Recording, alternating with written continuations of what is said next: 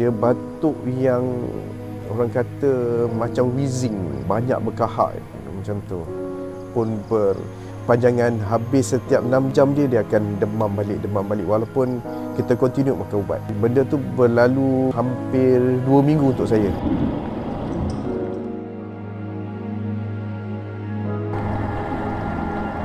Ini adalah pengalaman pertama saya dijangkiti oleh penyakit COVID-19. Saya dijangkiti COVID-19 ni pada pertengahan bulan yang lepas, lebih kurang sudah sebulan.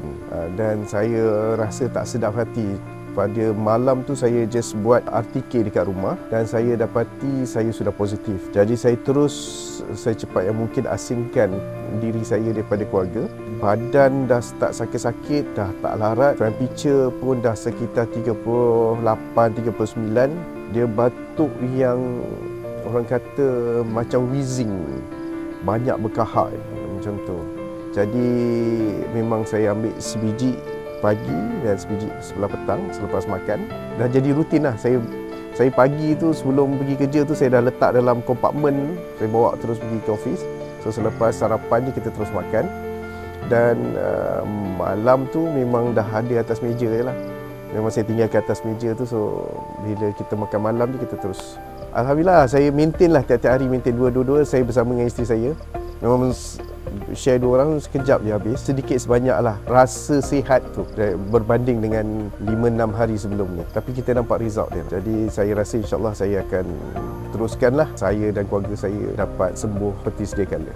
Fans ni dia rasa macam sugus ya. So bila kita kunyah tu kadang-kadang kita rasa sedap je kita kunyah dan kita kemam ni kan. Yang semuanya dengan izin Allah, kita ikhtiar lah insyaAllah. Jadi saya syorkanlah kepada siapa yang lalui fasa pemulihan seperti saya, benda pun tak mahal, benda pun tak susah nak dapat. Mudah-mudahan dengan adanya Defense, ia dapat membantu memberi kesegaran pada badan-badan kita dan juga kepada kesihatan kita.